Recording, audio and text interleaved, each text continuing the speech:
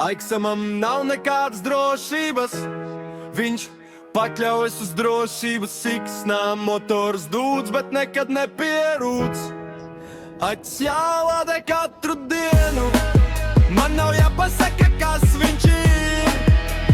Tas jau sen ir saprotams, tā ir vecā labā sīpolkaste ar neejošo motoru. Raivo cenšas pielaist viņu, bet viņš nelec. Raivo dusmīgs uz visu pasauli, visu laiku. Aiksams nelec un bļaujai taktu nafī. Man nav jāpasaka, kas viņš ir.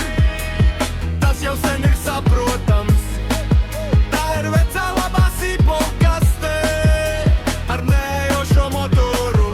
Katrs rīts dīzeļa smakā, kurpiņš kā ele, bet katrs rīts iesākas ar vrum vrum. Viss ir skaisti, kā pasakās, bet dzīvē tas viss ir totālā elle.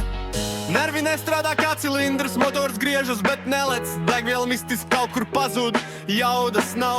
Eļļa zūd, uz servisu neviens netiek. Vismaz labums, ka Aiksams blakus. Man nav jāpasaka, kas viņš ir. Tas jau sen ir saprotams, tā ir vecā labā sīpolkaste ar neejošo motoru.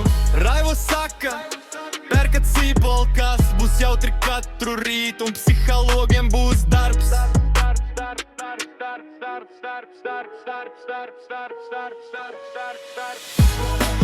Man nav jāpasaka,